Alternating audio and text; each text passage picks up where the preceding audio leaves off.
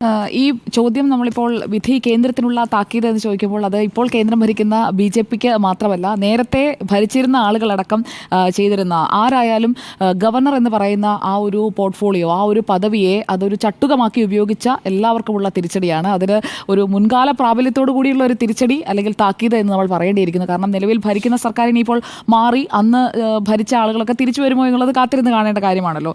ഇവിടെ പ്രധാനമായും ഈ ഒരു വിധിയിൽ നിന്ന് ഞാൻ എടുക്കുന്ന ഏറ്റവും പ്രധാനപ്പെട്ട കാര്യം ഈ സമയപരിധിയാണ്. ഈ കാലാകാലങ്ങളായി നീട്ടിക്കൊണ്ടു പോകുന്നതിന് ആസ് സൂൺ ആസ് പോസിബിൾ എന്നുള്ള ഭാഗമായിരുന്നല്ലോ പ്രധാനമായും ഉപയോഗിച്ചുകൊണ്ടിരുന്നത്. അപ്പോൾ അതെടുത്തങ്ങ് സുപ്രീം കോടതി മാറ്റി കേന്ദ്ര സർക്കാരിന് വേണമെങ്കിൽ റിപ്പീൽ ചെയ്യണമെന്ന് ആവശ്യപ്പെട്ടുകൊണ്ട് കോടതിയെ സമീപിക്കാവുന്ന ഒരു സാഹചര്യം അവിടെ നിൽക്കുന്നുമുണ്ട്.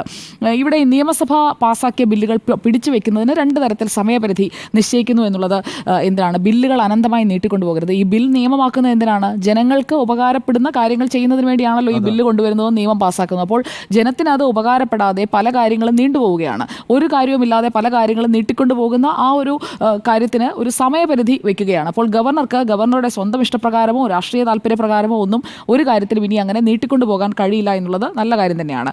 ഈ ഗവർണർ അനുമതി നിഷേധിച്ച ബില്ലുകൾ അത് നിയമസഭ വീണ്ടും പാസ്സാക്കി തിരിച്ചയക്കുകയാണെങ്കിൽ 1 മാസത്തിനുള്ളിൽ തീരുമാനമെടുക്കണം. അവിടെയും ഇപ്പോൾ ഈ ആസ് സൂൺ ആസ് പോസിബിൾ എന്ന് പറയുന്ന ക്ലോസിൽ പിടിച്ചുകൊണ്ട് അതും നീട്ടിക്കൊണ്ടു പോവുകയാണ്. അപ്പോൾ ഈ 2 കാര്യങ്ങളിലും സമയപരിധി വെച്ചത് അത് ഗവർണർമാർക്ക് കൃത്യമായ ഒരു നിർദ്ദേശമായി തന്നെയാണ് സുപ്രീം കോടതിയിൽ നിന്ന് വന്നിരിക്കുന്നത്.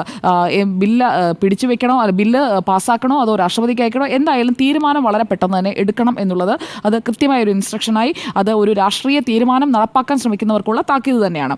ഇനി അടുത്തത് ഈ വിവേചനാധികാരം സംബന്ധിച്ചുള്ള അനുച്ഛേദം 200 വിവേചനാധികാരം സംബന്ധിച്ച് സുപ്രീം കോടതി കൃത്യമായ ഒരു നിർവചനം കൊടുക്കാനും ഇന്നത്തെ ഈ ഒരു വിധിയിലൂടെ ശ്രമിച്ചിട്ടുണ്ട്. പോക്കറ്റ് വീറ്റോ, സമ്പൂർണ്ണ വീറ്റോ, ഈ 2 അധികാരവും ഇല്ല എന്ന് വളരെ ക്ലാരിറ്റിയോടുകൂടി തന്നെ പറഞ്ഞു കൊടുത്തിരിക്കുകയാണ്.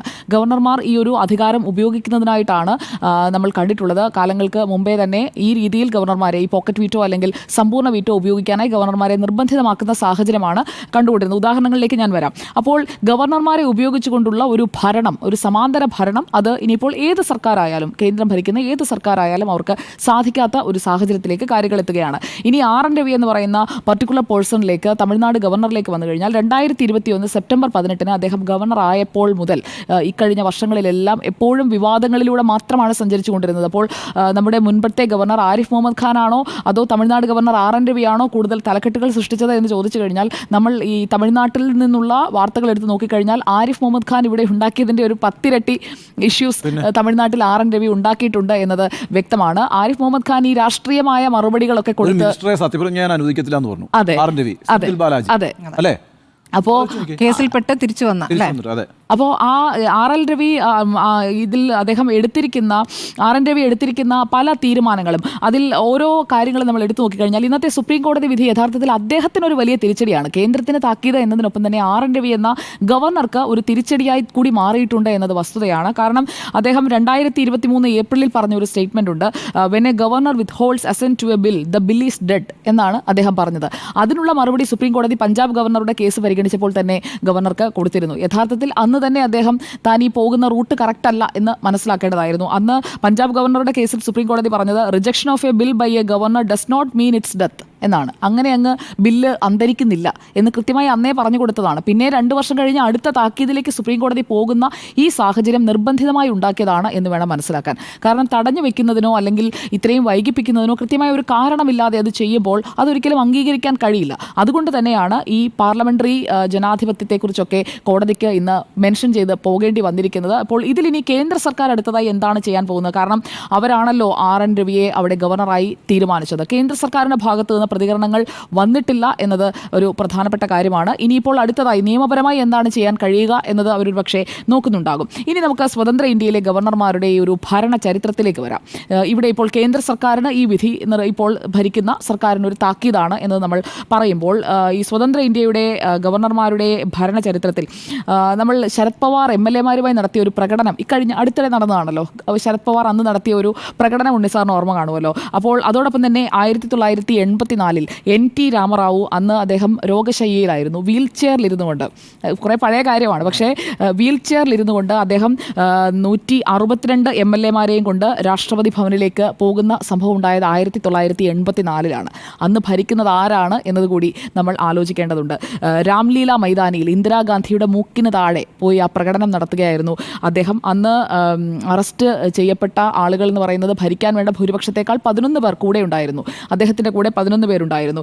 അപ്പോൾ ഈ ആന്ധ്ര ഗവർണർ രാംലാലിൻ്റെ അന്നത്തെ ചെയ്തികൾ, അന്ന് രാംലാൽ ആയിരുന്നു ഗവർണർ എന്നാണ് ഞാൻ ഓർക്കുന്നത്, അപ്പോൾ അന്നത്തെ ആന്ധ്ര ഗവർണർ രാംലാൽ ചെയ്തു കൂട്ടിയ കാര്യങ്ങൾ, ഈ RN രവിയെ നമ്മൾ കമ്പയർ ചെയ്യേണ്ടത് രാംലാലുമായിട്ടാണ്. അപ്പോൾ രാംലാൽ അന്ന് ചെയ്തു കൂട്ടിയ കാര്യങ്ങൾ, ഇന്ദിരാഗാന്ധിക്ക് വേണ്ടി ചെയ്തു കൂട്ടിയ കാര്യങ്ങൾ, അതിനെ ഇക്വേറ്റ് ചെയ്യുന്ന തരത്തിലേക്കാണ് ഇവിടെ ഇപ്പോൾ ഈ തമിഴ്നാട് ഗവർണറുടെ ആക്ഷൻസ് വന്ന് നിൽക്കുന്നത് എന്നുള്ളതാണ് ഒരു വസ്തുത. ഈ ഭാസ്കര റാവുവിൻ്റെ സഹായത്തോടെ സംസ്ഥാന സർക്കാരിനെ അട്ടിമറിക്കാനായിട്ട് നടത്തിയ നീക്കങ്ങൾ അത് നമ്മൾ കാണുന്നുണ്ട്. അതുപോലെ തന്നെ ജമ്മു കശ്മീരിൽ അവിടെ ഗവർണർ ജഗ്മോഹനാണ്, ഗവർണർ ജഗ്മോഹനെ ഉപയോഗിച്ചുകൊണ്ട് ഫറൂഖ് അബ്ദുള്ള മന്ത്രിസഭയെ അട്ടിമറിക്കാൻ ശ്രമിക്കുന്നത്. അപ്പോൾ സർക്കാരുകളെ അട്ടിമറിക്കാനായിട്ടുള്ള, പിന്നെ കേരളത്തിലെ കാര്യം അങ്ങ് പറഞ്ഞല്ലോ, ആദ്യ കമ്മ്യൂണിസ്റ്റ് സർക്കാരിനെ അട്ടിമറിക്കാൻ നടത്തിയ നീക്കം എന്താണ് എന്നുള്ളത്. അപ്പോൾ നമുക്ക് സർക്കാരുകൾ എങ്ങനെയാണ് ഗവർണറെ ഉപയോഗിച്ച് ഭരണം അട്ടിമറിക്കുന്നത് എന്നതിന് കൃത്യമായ ഉദാഹരണം കോൺഗ്രസ് സർക്കാരുകൾ അവർ ഭരിച്ച കാലയളവിൽ പല ഘട്ടങ്ങളിലായി പല സംസ്ഥാനങ്ങളിലായി ചെയ്ത് നമ്മുടെ മുന്നിൽ വെച്ചിട്ടുണ്ട്. ഇവിടെ ഗവർണറെ ഉപയോഗിച്ചുകൊണ്ട് ഒരു ഉരുക്കുമുഷ്ടി പ്രവർത്തിപ്പിക്കുന്നതാണ് നമ്മൾ കേരളത്തിലായാലും തമിഴ്നാട്ടിലായാലും തെലങ്കാനയിലായാലും പഞ്ചാബിലായാലും ഒക്കെ കണ്ടത്. എന്നാൽ ഈ സർക്കാരുകളെ അട്ടിമറിക്കുന്നതിനടക്കം ഉപയോഗിച്ച ഒരു ചരിത്രം മുന്നിൽ കിടക്കുകയാണ്. അപ്പോൾ ആ ചരിത്രം നോക്കി അതിനനുസരിച്ചുകൊണ്ട് ഞങ്ങളും കൂടി എന്നാൽ മത്സരിച്ചേക്കാം എന്ന മട്ടിൽ ഇപ്പോഴത്തെ സർക്കാർ ശ്രമിക്കരുത് എന്നൊരു താക്കീതാണ് സുപ്രീം കോടതി നൽകിയിരിക്കുന്നത്. അന്ന് കോടതിയുടെ ഭാഗത്തു നിന്ന് കാര്യമായ ഇടപെടലുകൾ നമ്മൾ കണ്ടിട്ടില്ല. ഈ മദിരാശി സംസ്ഥാനം ഉണ്ടായിരുന്ന 1952 അന്ന് അവിടെ ഭൂരിപക്ഷം കിട്ടിയിട്ടും കമ്മ്യൂണിസ്റ്റ് പാർട്ടി ഓഫ് ഇന്ത്യ നേതൃത്വം കൊടുത്ത യുണൈറ്റഡ് ഡെമോക്രാറ്റിക് ഫ്രണ്ട് UDF-നെ തഴഞ്ഞുകൊണ്ട് അന്ന് ഗവർണർ സർക്കാർ ഉണ്ടാക്കാനായി ക്ഷണിക്കുന്നത് കോൺഗ്രസിനെയാണ്. അവിടെ എന്നിട്ട് ഭൂരിപക്ഷമില്ലാതെ ഒരു മന്ത്രിസഭ ഉണ്ടാക്കുന്നു. അത് കഴിഞ്ഞിട്ട് എതിർപക്ഷത്ത് നിന്ന് നമ്മളിപ്പോൾ പറയുന്ന ഈ കുതിരക്കച്ചവടമൊന്നും BJP അല്ല തുടങ്ങിയത്, 1952 നമ്മുടെ ചുറ്റുവട്ടത്ത് തന്നെ നടന്ന കാര്യമാണ്.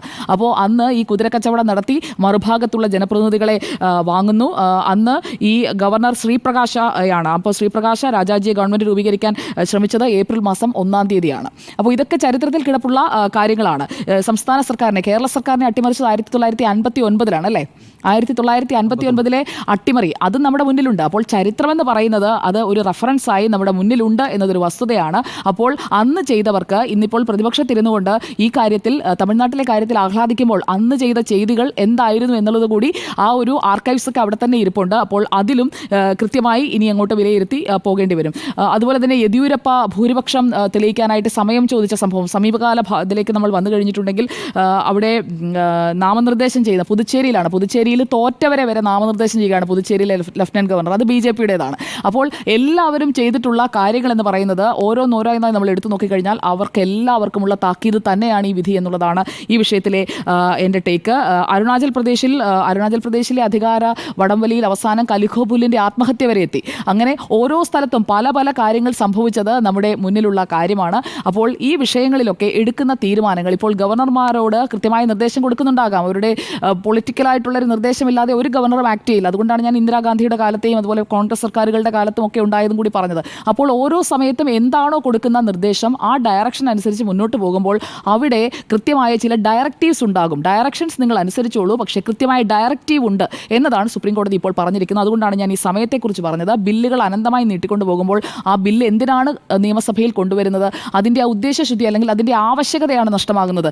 നിങ്ങൾ ഇപ്പോൾ ചെയ്യേണ്ട കാര്യത്തിന് നിങ്ങൾ 3 വർഷം ഒരു ബില്ലുണ്ടാക്കി അതിന്മേൽ അടയിരുന്ന് തീരുമാനം വൈകിപ്പിച്ചിട്ട് അത്രയും കാലം ആ എന്താണ് ഒരു പെൻഡിങ് ആയിട്ടുള്ള ഒരു ഇഷ്യൂ പരിഹരിക്കുന്നതിനാണല്ലോ ഒരു ബില്ല് കൊണ്ടുവരുന്നത്, ഒരു നിയമനിർമ്മാണം കൊണ്ടുവരുന്നത്. അപ്പോൾ ആ നിയമനിർമ്മാണം തന്നെ നടത്തില്ല എന്ന് പറയുന്ന ആ ഒരു മർക്കടമുഷ്ടിക്കുള്ള ഒരു പ്രഹരമാണ് ഇന്നത്തെ ഈ ഒരു കോടതി വിധി എന്ന് വേണം മനസ്സിലാക്കാൻ.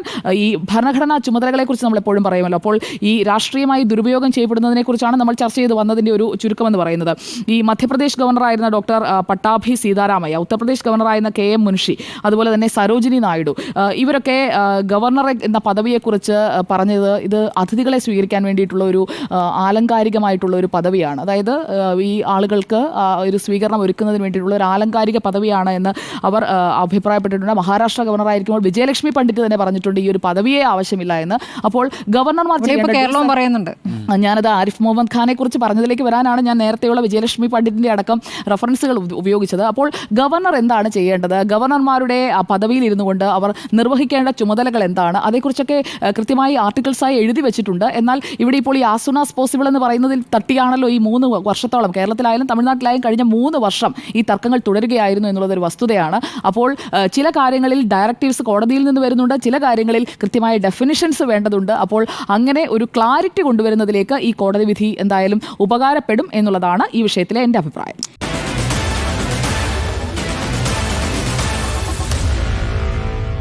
Meet the editors.